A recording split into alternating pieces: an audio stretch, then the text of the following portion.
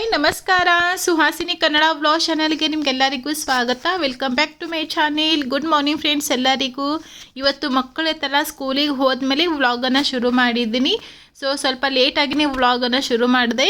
ಇವತ್ತು day vlog ಆಗಿದೆ. ಬನ್ನಿ ಇವತ್ತಿಂದು ಡೇ ವ್ಲಾಗ್ ಹೇಗೆ ಹೋಗುತ್ತೆ ಏನಂತ ನೋಡ್ಕೊಂಬರೋಣ. ಹಾಗೆ ಇವತ್ತಿಂದ ಈ ವಿಡಿಯೋ ನಿಮಗೆ ಇಷ್ಟ ಆದರೆ ಲೈಕ್ ಮಾಡಿ, ಮತ್ತು ನೀವು ಇನ್ನೂ ನನ್ನ ಚಾನಲ್ಗೆ ಸಬ್ಸ್ಕ್ರೈಬ್ ಮಾಡ್ಕೊಂಡಿಲ್ಲ ಅಂದರೆ ಪ್ಲೀಸ್ ಇವಾಗೆ ಚಾನಲ್ಗೆ ಸಬ್ಸ್ಕ್ರೈಬ್ ಮಾಡಿಕೊಂಡು ಚಾನಲ್ಗೆ ಸಪೋರ್ಟ್ ಮಾಡಿ ಅಂತ ಕೇಳ್ಕೊಳ್ತಾ ಇವತ್ತಿಂದು ಡೇ ವ್ಲಾಗನ್ನು ಶುರು ಮಾಡ್ತಾ ಇದ್ದೀನಿ. ಮಕ್ಕಳೆಲ್ಲ ಹೋದ್ಮೇಲೆ ಫಸ್ಟ್ ನಾನು ಕಿಚನೆಲ್ಲ ಕ್ಲೀನ್ ಮಾಡ್ಕೊಂಡ್ಬಿಡ್ತೀನಿ.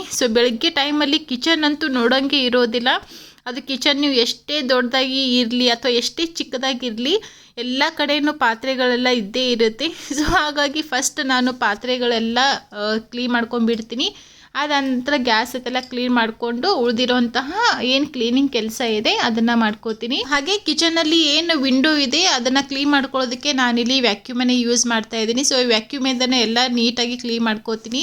ಈ ಥರ ಗ್ರಿಲ್ ಇರೋದಕ್ಕೆ ಬಟ್ಟೆಯಿಂದ ಅಷ್ಟೊಂದು ನೀಟಾಗಿ ಅದು ಕ್ಲೀನ್ ಮಾಡ್ಕೊಳ್ಳೋದಕ್ಕೆ ಆಗೋದಿಲ್ಲ. ಹಾಗಾಗಿ ನಾನು ಈ ವ್ಯಾಕ್ಯೂಮನ್ನೇ ಯೂಸ್ ಮಾಡ್ತೀನಿ. ಈ ಥರ ವಿಂಡೋ ಕ್ಲೀನ್ ಮಾಡೋದಕ್ಕೆ ಮತ್ತು ಫ್ಲೋರ್ಗೆ ಹಾಗೆ ಸೋಫಾ ಬೆಡ್ ಎಲ್ಲದಕ್ಕೂ ಕೂಡ ನಿಮಗೆ ಬೇರೆ ಬೇರೆ ಎಕ್ಸೆಸರೀಸ್ ಇದ್ದಾವೆ. ನಿಮಗೆ ಯಾವ್ದು ಬೇಕು ಅದನ್ನು ನೀವು ನೋಡ್ಕೊಂಡ್ಬಿಟ್ಟು ಸೆಟ್ ಮಾಡ್ಕೋಬೇಕು ಅಷ್ಟೇ. ತುಂಬಾ ಚೆನ್ನಾಗಿರುತ್ತೆ. ಈಸಿಯಾಗಿ ನಿಮಗೆ ಕ್ಲೀನ್ ಆಗುತ್ತೆ ಇದು. ಹಾಗೆ ಟೈಮು ಕೂಡ ನಿಮಗೆ ಜಾಸ್ತಿ ಏನು ತೊಗೊಳ್ಳೋದಲ್ಲ, ನಿಮಗೆ ಕಡಿಮೆ ಟೈಮಲ್ಲಿ ನೀವು ಚೆನ್ನಾಗಿ ಕ್ಲೀನ್ ಮಾಡ್ಕೋಬೋದು. ಅದು ವಿಂಡೋದು ಏನು ಕೆಳಗಡೆ ಏನು ನಿಮಗೆ ಪಟ್ಟಿ ಕಾಣಿಸುತ್ತೆ ನೋಡಿ, ಅದರಲ್ಲಿ ಕೂಡ ತುಂಬಾ ಡಸ್ಟ್ ಇರುತ್ತೆ. ಹಾಗಾಗಿ ನಾನು ಈ ಥರ ಹೊರಗಡೆ ಹಾಕಿಬಿಟ್ಟು ಅದನ್ನು ತೆಗೆಯೋದಕ್ಕೆ ಟ್ರೈ ಮಾಡಿದೆ, ಆದರೆ ಬರಲಿಲ್ಲ ಅದು. ಅದಕ್ಕೆ ನಾನು ನೆಕ್ಸ್ಟ್ ಇನ್ನೊಂದು ಕಡೆಯಿಂದ ಟ್ರೈ ಮಾಡ್ತಾ ಇದ್ದೀನಿ. ಅಲ್ಲಿ ನಾರ್ಮಲ್ ಬಟ್ಟೆಯಿಂದ ನೀವು ಹಾಗೆ ತೆಗೆದ್ರೆ ಅದು ಬರೋದೇ ಇಲ್ಲ. ಅಟ್ಲೀಸ್ಟ್ ಈ ಥರ ವ್ಯಾಕ್ಯೂಮಿಂದ ಒಂದು 80% ಆದರೂ ಡಸ್ಟ್ ಬರುತ್ತೆ ನಿಮಗೆ. ಪಕ್ಕದ ಮನೆಯಲ್ಲಿ ಸೈಟ್ ಖಾಲಿ ಇರೋದಕ್ಕೆ ತುಂಬಾ ಡಸ್ಟ್ ಬರುತ್ತೆ. ಮೇ ಬಿ ಅಲ್ಲಿ ಮನೆ ತಾದರೆ ಅಷ್ಟೊಂದು ಡಸ್ಟ್ ಬರೋದಿಲ್ಲ ಅನಿಸುತ್ತೆ ನನಗೆ. ತುಂಬಾ ಡಸ್ಟ್ ಇರುತ್ತೆ ಹಾಲಲ್ಲಿ, ಈ ಥರ ಅಡುಗೆ ಮನೆಯಲ್ಲಿ ಎಲ್ಲ ಕೂಡ. ಅಟ್ಲೀಸ್ಟ್ ತಿಂಗಳಲ್ಲಿ ಒಂದು ಸರ್ತಿ ಆದರೂ ನಾನು ಈ ಥರ ವಿಂಡೋತೆಲ್ಲ ಕ್ಲೀನ್ ಮಾಡ್ಕೋತೀನಿ. ಹಾಗೆ ಈ ಥರದ್ದೆಲ್ಲ ಕ್ಲೀನಿಂಗ್ ಕೆಲಸ ಅಂತ ಬಂದಾಗ ನಾನು ಒಟ್ಟಿಗೆ ಎಲ್ಲ ಒಂದೇ ಸರ್ತಿ ಕ್ಲೀನ್ ಮಾಡ್ಕೊಳ್ಳೋದಕ್ಕೆ ಹೋಗೋದಿಲ್ಲ. ಇವತ್ತು ಬರೀ ನಾನು ಜಸ್ಟ್ ಕಿಚನಲ್ಲಿ ಇರೋವಂಥ 2 ವಿಂಡೋ ಮಾತ್ರ ಕ್ಲೀನ್ ಮಾಡ್ಕೊಂಡಿದ್ದೀನಿ. ಆಮೇಲೆ ಉಳಿದಿರೋಂಥ ಏನು ರೂಮಲ್ಲಿ ಆಗಿರ್ಬೋದು ಅಥವಾ ಹಾಲಲ್ಲಿ ಇರೋಂಥ ವಿಂಡೋಗಳು ಏನಿದೆ ಅದನ್ನು ನಾನು ಮತ್ತೆ ಇನ್ನೂ ಒಂದು ದಿವಸ ಮಾಡ್ಕೋತೀನಿ. ಎಲ್ಲ ಒಟ್ಟಿಗೆ ಒಂದೇ ದಿವಸ ಮಾಡಿದ್ರೆ ತುಂಬಾ ಟಯರ್ಡ್ ಆಗಿಬಿಡ್ತೀವಿ. ಹಾಗಾಗಿ ನಾನು ನೋಡ್ಕೊಂಡ್ಬಿಟ್ಟು ಸ್ವಲ್ಪ ಡೈಲಿ ಒಂದೊಂದು ಕೆಲಸನ ಕಂಪ್ಲೀಟ್ ಮಾಡ್ಕೋತೀನಿ. ಹಾಗೆ ಮೊನ್ನೆ ಡಿ ಮಾರ್ಟಿಂದ ನಾನು ಈ ಥರದ್ದು ಫ್ಯಾಬ್ರಿಕ್ ಕ್ಲಾತನ್ನು ತೊಗೊಂಡು ಬಂದಿದ್ದೆ. ಇವಾಗ ಜಸ್ಟ್ ನಾನು ಒಂದು ಕ್ಲಾತನ್ನು ತೊಗೊಂಡ್ಬಿಟ್ಟು ಟಿ ವಿ ಒರೆಸೋದಕ್ಕೆ ಅಂತ ಯೂಸ್ ಮಾಡ್ತಾ ಇದ್ದೀನಿ. ಆಲ್ರೆಡಿ ಕಿಚನಲ್ಲಿ ಕೂಡ ನಾನು ಯೂಸ್ ಮಾಡ್ತಾ ಇದ್ದೀನಿ. ತುಂಬಾ ಚೆನ್ನಾಗಿದೆ. ಗ್ಯಾಸ್ ಆಗಿರ್ಬೋದು ಮತ್ತು ಸ್ಲ್ಯಾಪ್ ಆಗಿರ್ಬೋದು ತುಂಬಾ ಚೆನ್ನಾಗಿ ಕ್ಲೀನ್ ಆಗುತ್ತೆ. ಹಾಗೆ ಈ ಥರ ಒರೆಸಿದಾದ್ಮೇಲೆ ನೀವು ಈಸಿಯಾಗಿ ಕೂಡ ಅದನ್ನು ವಾಶ್ ಮಾಡ್ಕೋಬೋದು.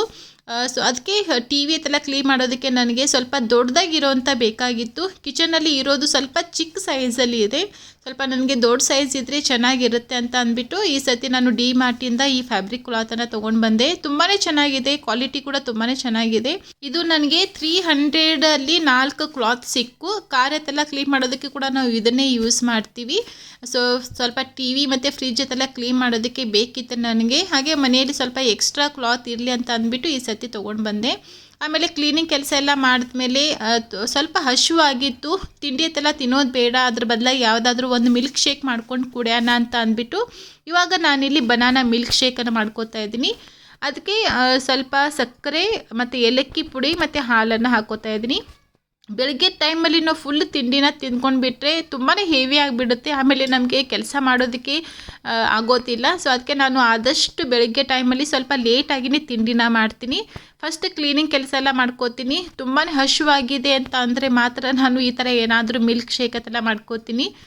ನಾನು ಬಾಳೆಹಣ್ಣನ್ನು ತೊಗೊಂಡು ಬಂದಿದ್ದೆ. ಅದರಿಂದ ಇವಾಗ ಮಿಲ್ಕ್ ಶೇಕ್ ಮಾಡ್ಕೋತಾ ಇದ್ದೀನಿ. ಬರೀ 2 ನಿಮಿಷದಲ್ಲಿ ನೀವು ಇದನ್ನು ಮಾಡ್ಕೋಬೋದು. ತುಂಬಾ ಚೆನ್ನಾಗಿರುತ್ತೆ. ಅಷ್ಟೊಂದು ನಿಮಗೆ ಹೆವಿ ಕೂಡ ಅನಿಸೋದಿಲ್ಲ. ನೋಡಿ, ಒಂದು ಬನಾನಾಗೆ 1 ಗ್ಲಾಸ್ ಮಿಲ್ಕ್ ಶೇಕ್ ರೆಡಿಯಾಗಿದೆ. ಮಿಲ್ಕ್ ಶೇಕ್ ಎಲ್ಲ ಕುಡಿದ್ಮೇಲೆ ಸ್ನಾನ ಎಲ್ಲ ಮಾಡ್ಕೊಂಡು ಬಂದು ಅರೌಂಡ್ 11:15 ಆಗಿತ್ತು ನಾನು ದೇವ್ರ ಪೂಜೆ ಎಲ್ಲ ಮಾಡೋದಕ್ಕೆ. ಈ ಥರ ಎಕ್ಸ್ಟ್ರಾ ಕ್ಲೀನಿಂಗ್ ಕೆಲಸ ಆಯ್ತಿದ್ರೆ ಸ್ವಲ್ಪ ನನಗೆ ದೇವ್ರ ಪೂಜೆ ಎಲ್ಲ ಮಾಡೋದಕ್ಕೆ ಲೇಟ್ ಆಗುತ್ತೆ. ಇವತ್ತು ದೇವ್ರ ಸಾಮಾನೆಲ್ಲ ಚೆನ್ನಾಗಿ ತೊಳೆದ್ಬಿಟ್ಟು ಪೂಜೆ ಮಾಡ್ತಾಯಿದ್ದೀನಿ. ಡೈಲಿ ನಾನು ದೇವ್ರ ಸಾಮಾನೆಲ್ಲ ತೊಳೆಯೋದಕ್ಕೆ ಹೋಗೋದಿಲ್ಲ. ವಾರದಲ್ಲಿ 3 ದಿವಸ ಮಾತ್ರ ನಾನು ದೇವ್ರ ಸಾಮಾನನ್ನು ಕ್ಲೀನ್ ಮಾಡ್ಕೋತೀನಿ. ಆಮೇಲೆ ಉಳಿದಿರೋ ಟೈಮಲ್ಲಿ ಬರೀ ಹೂವು ಮಾತ್ರ ಚೇಂಜ್ ಮಾಡಿಬಿಟ್ಟು ದೀಪನ ಹಚ್ತೀನಿ. ಸೊ ಇವತ್ತು ದೇವ್ರ ಸಾಮಾನೆಲ್ಲ ಕ್ಲೀನ್ ಮಾಡಿ ಪೂಜೆನ ಮಾಡಿದ್ದೀನಿ. ಚೆನ್ನಾಗಿ ಅನ್ನಿಸ್ತು, ಒಂಥರ ಫ್ರೆಶ್ ಅನಿಸುತ್ತೆ. ಹಾಗಾಗಿ ಆಮೇಲೆ ನಾನು ಕೂಡ ತಿಂಡಿ ಎಲ್ಲ ತಿಂದುಬಿಟ್ಟು ಸ್ವಲ್ಪ ಹೊತ್ತು ಕೂತ್ಕೊಂಡು ಇವಾಗ ಮಧ್ಯಾಹ್ನಕ್ಕೆ ಅಡುಗೆ ಮಾಡ್ತಾಯಿದ್ದೀನಿ. ಸೊ ಅಡುಗೆ ನಾನು ಸ್ವಲ್ಪ ಲೇಟಾಗಿಯೇ ಸ್ಟಾರ್ಟ್ ಮಾಡ್ತೀನಿ. ಏನೇನು ಮಕ್ಕಳು ಸ್ಕೂಲಿಂದ ಬರ್ತಾರಲ್ಲ, ಸೊ ಅವ್ರು ಬರೋ ಟೈಮಲ್ಲಿ ರೆಡಿ ಆಗಬೇಕು. ಸೊ ಆ ಥರ 1-1:30 ಗಂಟೆಗೆ ನಾನು ಅಡುಗೆನ ಮಾಡೋದಕ್ಕೆ ಸ್ಟಾರ್ಟ್ ಮಾಡ್ತೀನಿ. ಸಿಂಪಲ್ಲಾಗಿ ಬೆಳಗ್ಗೆ ಟೈಮಲ್ಲಿ ನಾನು ರೈಸ್ ಐಟಮ್ ಆ ಥರ ಎಲ್ಲ ಕೊಟ್ಟಿರ್ತೀನಿಲ್ಲ. ಸೊ ಹಾಗಾಗಿ ಮಧ್ಯಾಹ್ನಕ್ಕೆ ಸ್ವಲ್ಪ ಪಲ್ಯ, ಸಾರು, ಚಪಾತಿ ಈ ಥರ ಎಲ್ಲ ಮಾಡ್ತೀನಿ. ಒನ್ ಟೈಮ್ ಮಾಡಿದ್ರೆ ಸಾಕು, ರಾತ್ರಿ ಕೂಡ ಇದೇ ಆಗುತ್ತೆ. 2 ಸರ್ತಿ ನಾನು ಮಾಡೋದಿಲ್ಲ. ಇಲ್ಲಾಂದರೆ ಬರೀ ನಾವು ಅಡುಗೆ ಕೆಲಸನೇ ಮಾಡ್ಕೋತಿರ್ಬೇಕಾಗತ್ತೆ, ನಮಗೆ ಸ್ವಲ್ಪ ಕೂಡ ಟೈಮೇ ಸಿಗೋದಿಲ್ಲ. ಹಾಗಾಗಿ ನಾನು ಇವಾಗ ಮಧ್ಯಾಹ್ನಕ್ಕೆ ಏನು ಅಡುಗೆ ಮಾಡ್ತೀನಿ ನೋಡಿ, ಅದೇ ಸ್ವಲ್ಪ ಜಾಸ್ತಿ ಕ್ವಾಂಟಿಟಿಲಿ ಮಾಡ್ತೀನಿ. ಹಾಗೆ ಅದನ್ನೇ ರಾತ್ರಿ ಕೂಡ ಆಗುತ್ತೆ. ಇವಾಗ ಕ್ಯಾರೆಟ್ ಪಲ್ಯ ಮಾಡ್ತಾಯಿದ್ದೀನಿ. ಹಾಗೆ ಇನ್ನೊಂದು ಕಡೆ ಕುಕ್ಕರಲ್ಲಿ ಬೇಳೆಗೆ ಹಚ್ಚಿಟ್ಟಿದ್ದೀನಿ, ಸಾರು ಮಾಡಬೇಕಲ್ಲ. ಸೊ ಹಾಗೆ ಈ ಕಡೆ ಪಪ್ಪ ಇದ್ದಾರಲ್ಲ ಮನೆಯಲ್ಲಿ. ಸೊ ಹಾಗಾಗಿ ಅವರಿಗೆ ಮಧ್ಯಾಹ್ನಕ್ಕೆ 1 ಕಪ್ ಟೀ ಬೇಕಂತ ಹೇಳಿದ್ರು. ಸೊ ಅದಕ್ಕೆ ಇವಾಗ ಅವರಿಗೆ 1 ಕಪ್ ಟೀ ಮಾಡಿಕೊಡ್ತಾ ಇದ್ದೀನಿ. ಇವಾಗ ಅಪ್ಪ ಮನೆಯಲ್ಲಿ ಇರೋದಕ್ಕೆ ನನಗೆ ಮಧ್ಯಾಹ್ನಕ್ಕೆ ಅಷ್ಟೊಂದು ಏನು ಬೋರ್ ಅನಿಸೋದಿಲ್ಲ. ಇವಾಗ ಮುಂಚೆ ಆದರೆ ನಾನು ಈ ಥರ ಅಡುಗೆ ಮಾಡಬೇಕಾದ್ರೆ ಟಿ ವಿನ ಹಾಕ್ತಾಯಿದ್ದೆ, ಆದರೆ ಇವಾಗ ಟಿ ವಿ ತಲೆ ಏನು ಹಾಕೋದಿಲ್ಲ. ಸೊ ಆರಾಮಾಗಿ ಅಪ್ಪನ ಜೊತೆ ಮಾತಾಡ್ಕೋತು ನಾನು ಅಡುಗೆ ಕೆಲಸನ ಮಾಡ್ಕೋತೀನಿ. ಬೆಳಿಗ್ಗೆ ತಿಂಡಿ ತಿಂದ ಮೇಲೆ ಅವರು 1-2 ಗಂಟೆ ರೆಸ್ಟ್ ಮಾಡ್ತಾರೆ. ಸೊ ಅಷ್ಟರಲ್ಲಿ ನಾನು ನನ್ನ ಕ್ಲೀನಿಂಗ್ ಕೆಲಸ ಎಲ್ಲ ಮಾಡ್ಕೋತೀನಿ. ಆಮೇಲೆ ಮಧ್ಯಾಹ್ನ 1 ಗಂಟೆಗೆ ಹೇಳ್ತಾರೆ. ಎದ್ದ ಮೇಲೆ ಸ್ವಲ್ಪ ಟೀ ಕುಡಿತಾನೆ. ಊರಿಗೆ ಕಂಪೇರ್ ಮಾಡಿದ್ರೆ ಇಲ್ಲಿ ಸ್ವಲ್ಪ ಅವರಿಗೆ ಬೆಂಗಳೂರಲ್ಲಿ ಚಳಿ ಅನಿಸುತ್ತೆ. ಹಾಗಾಗಿ ಅವರು ಮನ್ಕೊಂಡು ಎದ್ದ ಮೇಲೆ ಕೂಡ ಒಂದು ಅರ್ಧ ಕಪ್ಪಷ್ಟು ಟೀನ ಬೇಡ್ತಾರೆ. ಸೊ ಅವ್ರಿಗೋಸ್ಕರ ಒಂದು ಅರ್ಧ ಕಪ್ಪಷ್ಟು ಟೀನ ಮಾಡಿದೆ. ನಾನು ಮಧ್ಯಾಹ್ನ ಟೈಮಲ್ಲಿ ಟೀ ತಲೆ ಏನು ಕುಡಿಯೋದಕ್ಕೆ ಹೋಗೋದಿಲ್ಲ. ಬೆಳಗ್ಗೆ ಮತ್ತು ಸಾಯಂಕಾಲ ಅಷ್ಟೇ ನಾನು ಟೀನ ಕುಡಿತೀನಿ. ಯಾವಾಗಾದರೂ ಒಂದೊಂದು ಸರ್ತಿ ಬೇಕು ಅಂದರೆ ತಿಂಡಿ ತಿಂದ ಮೇಲೆ ಟೀ ಕುಡಿತೀನಿ, ಇಲ್ಲ ಅಂದರೆ ಇಲ್ಲ. ಆಮೇಲೆ ಇವಾಗ ತರಕಾರಿ ಎಲ್ಲ ಕಟ್ ಮಾಡ್ಕೋತಾ ಇದ್ದೀನಿ. ಬೆಳಿಗ್ಗೆ ಕ್ಲೀನಿಂಗ್ ಕೆಲಸ ಮಾಡ್ಕೋಬೇಕಾದ್ರೆ ನಾನು ಕೈಗೆ ಸ್ವಲ್ಪ ಏಟ್ ಮಾಡಿಕೊಂಡೆ, ಅದು ರೈಟ್ ಹ್ಯಾಂಡ್ಗೆ ಆಗಿದೆ. ಅದಕ್ಕೆ ನಾನು ಬ್ಯಾಂಡೇಡ್ ಎಲ್ಲ ಮಾಡ್ಕೊಂಡಿದ್ದೀನಿ. ಸ್ವಲ್ಪ ಕೈಗೆ ತುಂಬಾ ಜಾಸ್ತಿ ಜೋರಾಗಿ ಏಟಾಯಿತು, ತುಂಬಾ ಬ್ಲಡ್ ಕೂಡ ಹೋಯಿತು. ಅದಕ್ಕೆ ಏನಾದರೂ ಸ್ವಲ್ಪ ಟಚ್ ಆದರೆ ಸಾಕು, ಅಷ್ಟು ರಕ್ತ ಬರ್ತಾ ಇದೆ. ಸೊ ಅದಕ್ಕೆ ಸ್ವಲ್ಪ ಸ್ಲೋ ಆಗಿ ಕಟ್ಟಿಂಗ್ ಕೆಲಸ ಎಲ್ಲ ಮಾಡ್ಕೋತಾ ಇದ್ದೀನಿ. ಸೊ ನಮಗೆ ಎಷ್ಟೇ ಜ್ವರ ಬರಲಿ, ಎಷ್ಟೇ ಕೈ ಕಟ್ ಮಾಡ್ಕೊಳ್ಳಿ, ಆದರೂ ಕೂಡ ನಮಗೆ ಕೆಲಸ ಮಾಡೋದಂತೂ ತಪ್ಪೋದಿಲ್ಲ. ಹಾಗೇನೋ ಕೆಲಸ ಮಾಡ್ತಾನೆ ಇರಬೇಕು. ಸೊ ಅದಕ್ಕೆ ಗಾಯ ಆಗಿರೋ ಜಾಗಿಗೆ ನಾನು ಬ್ಯಾಂಡೇಡನ್ನು ಹಾಕೊಂಡ್ಬಿಟ್ಟು ತರಕಾರಿ ಎಲ್ಲ ಕಟ್ ಮಾಡ್ಕೋತಾ ಇದ್ದೀನಿ. ಊರಿಂದ ಅಪ್ಪ ಬರಬೇಕಾದ್ರೆ ಅಮ್ಮ ಅವ್ರ ಕೈಯಲ್ಲೆಲ್ಲ ಸಜ್ಜಿ ರೊಟ್ಟಿ ಮತ್ತು ಶೇಂಗಾ ಹೋಳಿಗೆ ಎಲ್ಲ ಕೂಡ ಕೊಟ್ಟು ಕಳಿಸಿದ್ದಾರೆ. ಆಲ್ರೆಡಿ ನಾನು ನಿಮಗೆಲ್ಲ ತೋರಿಸಿದ್ದೀನಿ ಏನೇನು ಕೊಟ್ಟಿದ್ದಾರೆ ಅಂತ. ಸೊ ಅದು ವಿಡಿಯೋ ಆಲ್ರೆಡಿ ಅಪ್ಲೋಡ್ ಮಾಡಿದ್ದೀನಿ. ನಾನು ನೋಡಿಲ್ಲ ಅಂದರೆ ದಯವಿಟ್ಟು ಆ ವಿಡಿಯೋಗಳನ್ನು ನೋಡಿ. ಸೊ ಅಲ್ಲಿ ಸಜ್ಜಿ ರೊಟ್ಟಿ ಕೊಟ್ಟು ಕಳಿಸಿದ್ದಾರೆ. ಅದಕ್ಕೆ ನಾನು ಇವತ್ತು ಸಜ್ಜಿ ರೊಟ್ಟಿಗೆ ಕಾಂಬಿನೇಷನ್ ಆಗಿ ಇರಲಿ ಅಂತ ಅಂದ್ಬಿಟ್ಟು ಇವತ್ತು ಕ್ಯಾರೆಟ್ ಪಲ್ಯ ಮತ್ತು ಅದ್ರ ಜೊತೆ ನಮ್ಮದು ಉತ್ತರ ಕರ್ನಾಟಕದ್ದು ಸ್ಪೆಷಲ್ ಜುಣ್ಕುದು ವಡೆನ ಮಾಡ್ತಾಯಿದ್ದೀನಿ. ಸೊ ಬನ್ನಿ ಇವತ್ತಿಂದ ಇವು 2 ರೆಸಿಪಿನ ನಿಮ್ಮ ಜೊತೆ ಶೇರ್ ಮಾಡ್ಕೋತೀನಿ. ಅದಕ್ಕೆ 2ಕ್ಕೂ ಕೂಡ ಹಸಿಮೆಣಸಿನಕಾಯಿ ಪೇಸ್ಟ್ ಬೇಕಾಗುತ್ತೆ. ಅದಕ್ಕೆ ನಾನು ಒಂದು ಮಿಕ್ಸರ್ ಜಾರಲ್ಲಿ ಹಸಿಮೆಣಸಿನಕಾಯಿ, ಸ್ವಲ್ಪ ಕರಿಬೇವು, ಕೊತ್ತಂಬರಿ ಮತ್ತು ಜೀರಿಗೆ, ಬೆಳ್ಳುಳ್ಳಿನ ಹಾಕಿಬಿಟ್ಟು ಪೇಸ್ಟ್ ಮಾಡ್ಕೋತಾ ಇದ್ದೀನಿ.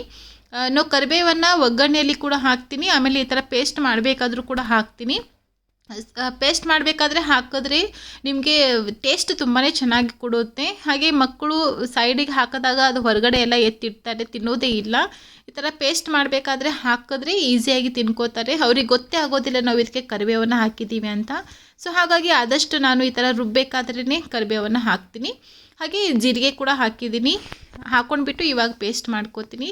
ಮೊನ್ನೆ ಡಿ ಮಾರ್ಟಿಂದ ನಾನು ಸೀಸ್ಮಿ ಆಯಿಲನ್ನು ತೊಗೊಂಡು ಬಂದಿದ್ದೆ, ಆದರೆ ಸಾಸಿವೆ ಎಣ್ಣೆ ಅದನ್ನೇ ನಾನು ಪಪ್ಪ ಹೇಳ್ತಾ ಇದ್ದೆ. ಸೊ ಅವರಿಗೆ ಗೊತ್ತಿರಲಿಲ್ಲ ಅದು ಎಣ್ಣೆ ಹೇಗಿರುತ್ತೆ ಅಂತ. ಸೊ ಅದಕ್ಕೆ ಹೋಗಿಬಿಟ್ಟು ನಾನು ಅವರಿಗೆ ತೋರಿಸ್ದೆ.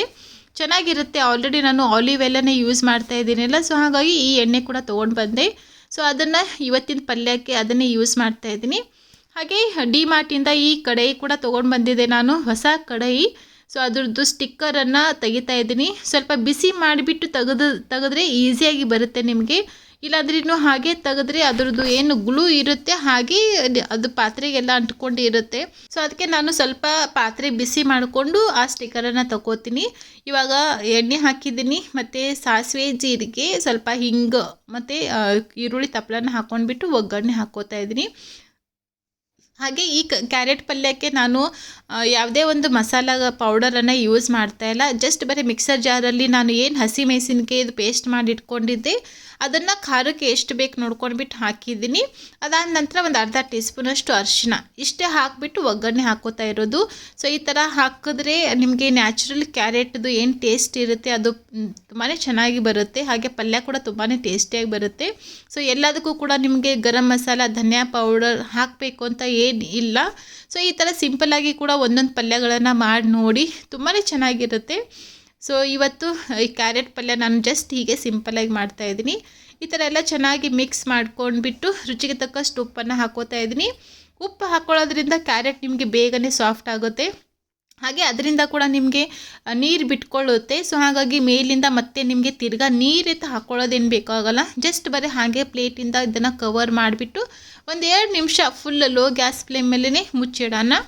ಆ ಕಡೆ ಕ್ಯಾರೆಟ್ ಪಲ್ಯ ರೆಡಿ ಆಗೋಷ್ಟರಲ್ಲಿ ಈ ಕಡೆ ಜುಣ್ಕುದು ವಡೆಗೆ ಒಗ್ಗರಣೆ ಹಾಕೋತಾ ಇದ್ದೀನಿ. ಸೊ ಇದಕ್ಕೆ ಸ್ವಲ್ಪ ಎಣ್ಣೆ, ನಾನು ಅದೇ ಸೇಸಮೆ ಆಯಿಲನ್ನೇ ಯೂಸ್ ಮಾಡಿದ್ದೀನಿ. ಮತ್ತು ಸ್ವಲ್ಪ ಜೀರಿಗೆ, ಸಾಸಿವೆ, ಒಂದು ಚಿಟಿಕೆಯಷ್ಟು ಹಿಂಗು, ಕರಿಬೇವು, ಆಮೇಲೆ ಸಣ್ಣದಾಗಿ ಕಟ್ ಮಾಡಿ ಇಟ್ಕೊಂಡಂಥ ಈರುಳ್ಳಿ, ಅದಾದ ನಂತರ ಮಿಕ್ಸರ್ ಜಾರಲ್ಲಿ ಮಾಡಿಟ್ಕೊಂಡಂಥ ಹಸಿಮೆಣಸಿನ್ಕಾಯಿ ಪೇಸ್ಟ್ ಮತ್ತು ಸ್ವಲ್ಪ ಅರಿಶಿನ ಇಷ್ಟು ಹಾಕ್ಕೊಂಡ್ಬಿಟ್ಟು ಚೆನ್ನಾಗಿ ಇದ್ರದ್ದೆಲ್ಲ ಹಸಿ ವಾಸನೆ ಎಲ್ಲ ಹೋಗೋವರೆಗೂ ಫ್ರೈ ಮಾಡ್ಕೊಳ್ಳಿ. ಈರುಳ್ಳಿ ಮಾತ್ರ ನೀವು ಇದಕ್ಕೆ ಆದಷ್ಟು ಸಣ್ಣದಾಗಿಯೇ ಕಟ್ ಮಾಡ್ಕೊಳ್ಳಿ.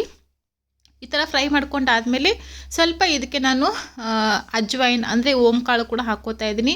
ಓಂಕಾಳನ್ನು ನೀವು ಸ್ಕಿಪ್ ಮಾಡದೆ ಹಾಕ್ಕೊಳ್ಳಿ, ತುಂಬಾ ಚೆನ್ನಾಗಿರುತ್ತೆ. ಇದರಿಂದ ಟೇಸ್ಟು ಚೆನ್ನಾಗಿ ಫ್ರೈ ಮಾಡ್ಕೊಂಡಾದಮೇಲೆ ಹಸಿ ವಾಸನೆ ಎಲ್ಲ ಹೋದ್ಮೇಲೆ ಇವಾಗ ಅರ್ಧ ಗ್ಲಾಸಷ್ಟು ನೀರನ್ನು ಹಾಕ್ಕೋತಾ ಇದ್ದೀನಿ. ನೀವು ಎಷ್ಟು ಜನಕ್ಕೆ ಮಾಡ್ತೀರಾ ಆ ಕ್ವಾಂಟಿಟಿ ಮೇಲೆ ನೀರನ್ನು ಹಾಕ್ಕೊಳ್ಳಿ. ನಾನಿಲ್ಲಿ ಅರ್ಧ ಗ್ಲಾಸಷ್ಟು ಅಷ್ಟೇ ಹಾಕ್ಕೊಂಡಿದ್ದೀನಿ. ನೀರು ಚೆನ್ನಾಗಿ ಕುದಿ ಬರಲಿ. ಸೊ ಗ್ಯಾಸ್ ಫ್ಲೇಮ್ ಸ್ವಲ್ಪ ಹಾಯಲ್ಲಿ ಇಟ್ಕೊಂಡಿದ್ದೀನಿ. ನೀರು ಕುದಿ ಬರೋಷ್ಟರಲ್ಲಿ ಒಂದು ಸತಿ ನಾನು ಕ್ಯಾರೆಟ್ ಪಲ್ಯಕ್ಕೆ ಮಿಕ್ಸ್ ಮಾಡ್ಕೊಂಡ್ಬಿಡ್ತೀನಿ. ನೋಡಿ, ನಾನು ಇದಕ್ಕೆ ಏನೂ ಕೂಡ ನೀರು ಹಾಕಿಲ್ಲ, ಜಸ್ಟ್ ಬರೀ ಉಪ್ಪು ಹಾಕಿರೋದಕ್ಕೆ ಇದು ಇಷ್ಟೊಂದು ನೀರು ಬಿಟ್ಕೊಂಡಿದೆ. ಇನ್ನೂ ಕ್ಯಾರೆಟ್ ಸಾಫ್ಟ್ ಆಗಿಲ್ಲ, ಇನ್ನೂ ಸ್ವಲ್ಪ ಅದು ಬೇಯಬೇಕು. ಅಷ್ಟರಲ್ಲಿ ಮತ್ತೆ ನಾನು ಪ್ಲೇಟಿಂದ ಕವರ್ ಮಾಡಿ ಇಟ್ಟಿದ್ದೀನಿ. ಇವಾಗ ಜುಣ್ಕುದ ವಡೆಗೆ ಮಾಡೋದಕ್ಕೆ ನಾನಿಲ್ಲಿ ಉಪ್ಪು ಮತ್ತು ಸ್ವಲ್ಪ ಸಕ್ಕರೆ ಹಾಕ್ಕೊಂಡಿದ್ದೀನಿ. ಸಕ್ಕರೆ ಅಂದರೆ ಸ್ವಲ್ಪ ಸ್ವೀಟ್ನೆಸ್ ಬರಲಿ ಅಂತ. ಹಾಗೆ ಸ್ವಲ್ಪ ಟೇಸ್ಟ್ ಮಾಡಿ ನೋಡಿ ಉಪ್ಪು ಖಾರ ಎಲ್ಲ ಕರೆಕ್ಟಾಗಿ ಇದೇನಂತ. ಏನಾದರೂ ಕಡಿಮೆ ಅನಿಸಿದ್ರೆ ಇವಾಗೆ ಹಾಕ್ಕೊಂಡ್ಬಿಡಿ. ಇದಕ್ಕೆ ಸ್ವಲ್ಪ ಖಾರ ಉಪ್ಪು ಸ್ವಲ್ಪ ಜಾಸ್ತಿನೇ ಹಾಕ್ಕೋಬೇಕು, ಅಂದರೆ ನಿಮಗೆ ಇದು ತಿನ್ನೋದಕ್ಕೆ ಮಜಾ ಬರುತ್ತೆ. ಫುಲ್ ಸಪ್ಪೆ ಥರ ಮಾಡಿದ್ರೆ ನಿಮಗೆ ಬರೀ ಹಿಟ್ಟಿಟ್ಟು ಥರನೇ ಅನಿಸುತ್ತೆ ಅದು. ಸೊ ಹಾಗಾಗಿ ಸ್ವಲ್ಪ ಉಪ್ಪು ಖಾರ ಚೆನ್ನಾಗಿ ಜಾಸ್ತಿ ಹಾಕ್ಕೊಳ್ಳಿ. ಇವಾಗ ನೀರು ಕುದಿ ಬಂದಮೇಲೆ ಒಂದು ಕೈಯಿಂದ ನಾನು ಕಡಲೆ ಹಿಟ್ಟನ್ನು ಹಾಕ್ಕೋತಾ ಇದ್ದೀನಿ. ಹಾಗೆ ಇನ್ನೊಂದು ಕಡೆಯಿಂದ ಚೆನ್ನಾಗಿ ಸ್ಪೂನಿಂದ ಹಾಗೆ ಮಿಕ್ಸ್ ಮಾಡ್ಕೊಳ್ತಾ ಇದನ್ನು ಕಲಿಸ್ಕೋಬೇಕು. ನಾವು ಅರ್ಧ ಗ್ಲಾಸಷ್ಟು ನೀರು ಹಾಕ್ಕೊಂಡಿದ್ದೀವಿ. ಸೊ ಹಾಗಾಗಿ ಆ ನೀರಿಗೆ ಎಷ್ಟು ನಿಮಗೆ ಕಡಲೆ ಹಿಟ್ಟು ಹಿಡಿಸುತ್ತೋ ಅಷ್ಟು ಕಡಲೆ ಹಿಟ್ಟನ್ನು ನೀವು ಇದಕ್ಕೆ ಹಾಕ್ಕೊಳ್ಳಿ. ಇದಕ್ಕೇನು ನಿಮಗೆ ಮೆಜರ್ಮೆಂಟ್ ಏನು ಬೇಕಾಗೋದಿಲ್ಲ. ಸೊ ಈ ಹದಕ್ಕೆ ಬರೋ ತನಕ ನೀವು ಚೆನ್ನಾಗಿ ಕಡಲೆ ಹಿಟ್ಟನ್ನು ಹಾಕ್ಕೊಂಡು ಮಿಕ್ಸ್ ಮಾಡ್ಕೊಳ್ಳಿ. ಒಂದು ಸ್ವಲ್ಪ ಕೂಡ ಇಲ್ಲಿ ನಿಮಗೆ ಗಂಟು ಇರಬಾರ್ದು, ಆ ಥರ ಮಿಕ್ಸ್ ಮಾಡ್ಕೊಳ್ಳಿ. ಅದಾದ ನಂತರ ಪ್ಲೇಟಿಂದ ಕವರ್ ಮಾಡಿಬಿಟ್ಟು ಒಂದು 2 ನಿಮಿಷ ಮುಚ್ಚಿಡ್ತಾ ಇದ್ದೀನಿ. ಅಷ್ಟರಲ್ಲಿ ಆ ಕಡೆ ಕ್ಯಾರೆಟ್ ಪಲ್ಯ ಕೂಡ ರೆಡಿ ಆಯಿತು. ಚೆನ್ನಾಗಿ ಕ್ಯಾರೆಟ್ ಸಾಫ್ಟ್ ಆಗಿದೆ. ತುಂಬ ಏನು ಕ್ಯಾರೆಟ್ ಸಾಫ್ಟ್ ಆಗೋದು ಬೇಡ, ಜಸ್ಟ್ ಬರೀ ಒಂದು 80% ಕ್ಯಾರೆಟ್ ಕುಕ್ ಆದರೆ ಸಾಕು. ಆಮೇಲೆ ಕೊನೆಯಲ್ಲಿ ಇದಕ್ಕೆ ಹುರಿದು ಪುಡಿ ಮಾಡಿಟ್ಕೊಂಡಂಥ ಶೇಂಗಾ ಪೌಡರ್ ಮತ್ತು ಸ್ವಲ್ಪ ಕೊತ್ತಂಬರಿ ಹಾಕ್ಕೋತಾ ಇದ್ದೀನಿ. ಶೇಂಗಾ ಪುಡಿ ಬದಲಾಗಿ ನೀವು ಇದಕ್ಕೆ ತುರಿದಿರುವಂಥ ಹಸಿ ಕೊಬ್ಬರಿ ತುರಿ ಕೂಡ ಹಾಕ್ಕೋಬೋದು. ಆದರೆ ನಮ್ಮದು ಉತ್ತರ ಕರ್ನಾಟಕ ಸೈಡ್ ನಾವೆಲ್ಲರೂ ಕೂಡ ಶೇಂಗಾ ಪುಡಿನೇ ಯೂಸ್ ಮಾಡ್ತೀವಿ. ಸೊ ಈ ಥರ ಮಿಕ್ಸ್ ಮಾಡ್ಕೊಂಡ್ಬಿಟ್ರೆ ಪಲ್ಯ ರೆಡಿ ಆಯಿತು. ಆಮೇಲೆ ಒಂದು 2 ನಿಮಿಷ ನಾನು ಈ ಹಿಟ್ಟನ್ನು ಮುಚ್ಚಿಟ್ಟಿದೆ. ಚೆನ್ನಾಗಿ ಹಿಟ್ಟು ಕೂಡ ಬೆಂತಿದೆ. ಇವಾಗ ಒಂದು ತಟ್ಟೆಗೆ ಸ್ವಲ್ಪ ಎಣ್ಣೆ ಹಚ್ಚಿದ್ದೀನಿ. ಹಾಗೆ ಮೇಲ್ಗಡೆಯಿಂದ ಸ್ವಲ್ಪ ಬಿಳಿ ಎಳ್ಳನ್ನು ಹಾಕಿಬಿಟ್ಟು ಇವಾಗ ಈ ತಟ್ಟೆಯಲ್ಲಿ ಇದು ಚೆನ್ನಾಗಿ ಎಲ್ಲ ಕಡೆಯಿಂದ ಈವನ್ನಾಗಿ ತಟ್ಕೋಬೇಕು. ನಿಮ್ಗೆ ಎಷ್ಟು ದಪ್ಪ ಬೇಕು, ಎಷ್ಟು ತಿಳುವಾಗಬೇಕು ಆ ಥರ ನೀವು ಇದ್ರದ್ದು ವಡೆಗಳನ್ನು ಮಾಡ್ಕೋಬೋದು. ಈ ಥರ ಎಲ್ಲ ಚೆನ್ನಾಗಿ ಎಲ್ಲ ಕಡೆಯಿಂದ ಈವನ್ನಾಗಿ ಸ್ಪ್ರೆಡ್ ಮಾಡಿಕೊಂಡು ಇದನ್ನು ನೀವು ಯಾವ ಸೈಜಲ್ಲಿ ಬೇಕು ಆ ಸೈಜ್ಗೆ ಕಟ್ ಮಾಡ್ಕೊಳ್ಳಿ. ಕಟ್ ಮಾಡಿಕೊಂಡು ಇದಕ್ಕೆ ಸ್ವಲ್ಪ ಒಂದು 5-6 ನಿಮಿಷ ಹಾಗೆ ಬಿಟ್ಟುಬಿಡಿ, ಸ್ವಲ್ಪ ಅದೆಲ್ಲ ತಣ್ಣಗಾಗಲಿ. ಆಮೇಲೆ ಬೇಕಂದರೆ ನೀವು ಇದಕ್ಕೆ ಮೇಲ್ಗಡೆಯಿಂದ ಸ್ವಲ್ಪ ಕೊತ್ತಂಬರಿ ಮತ್ತು ಸ್ವಲ್ಪ ಬಿಳಿ ಎಳ್ಳನ್ನು ಹಾಕ್ಕೋಬೋದು. ಹಾಗೆ ಇದ್ರ ಜೊತೆ ಸ್ವಲ್ಪ ಹಸಿ ಕೊಬ್ಬರಿ ತುರಿ ಮತ್ತು ಒಣ ಕೊಬ್ಬರಿ ತುರಿ ಕೂಡ ಹಾಕ್ಕೋಬೋದು. ಆದರೆ ನನ್ನ ಹತ್ರ ಅದು ಇರಲಿಲ್ಲ, ಹಾಗಾಗಿ ನಾನು ಅದನ್ನು ಸ್ಕಿಪ್ ಮಾಡ್ಕೊಂಡಿದ್ದೀನಿ. ಈ ಥರ ಸ್ಕ್ವೇರಲ್ಲಿ ಕಟ್ ಮಾಡಿಕೊಂಡು ಒಂದು 10 ನಿಮಿಷ ಬಿಟ್ಟರೆ ನಮ್ಮದು ಜುಣ್ಕದ ವಡೆ ರೆಡಿ ಆಯಿತು. ಎಲ್ಲಾದರೂ ಟ್ರಾವೆಲ್ ಮಾಡಬೇಕಾದ್ರೆ ನೀವು ಇದನ್ನು ತೊಗೊಂಡು ಹೋಗ್ಬೋದು. 2 ದಿವಸದ ತನಕ ಚೆನ್ನಾಗಿರುತ್ತೆ. ರೊಟ್ಟಿ ಚಪಾತಿ ಜೊತೆ ತಿನ್ನೋದಕ್ಕೆ ತುಂಬಾ ಚೆನ್ನಾಗಿರುತ್ತೆ ಇದು. ಹಾಗೆ ಇವತ್ತಿಂದ ಈ ವಿಡಿಯೋ ಕೂಡ ನಾನು ಇಲ್ಲಿಗೆ ಎಂಡ್ ಮಾಡ್ತಾ ಇದ್ದೀನಿ. ಮತ್ತೆ ನೆಕ್ಸ್ಟ್ ವಿಡಿಯೋಲಿ ಸಿಗ್ತೀನಿ. ಇವತ್ತಿನ ವಿಡಿಯೋ ನಿಮ್ಗೆ ಹೇಗೆ ಅನ್ನಿಸ್ತು ಕಮೆಂಟ್ ಸೆಕ್ಷನಲ್ಲಿ ತಿಳಿಸಿ. ಇಷ್ಟ ಆಗಿದ್ರೆ ಲೈಕ್ ಮಾಡಿ, ಶೇರ್ ಮಾಡಿ, ಚಾನಲ್ಗೆ ಸಬ್ಸ್ಕ್ರೈಬ್ ಮಾಡ್ಕೊಳ್ಳಿ. Thank you so much for watching.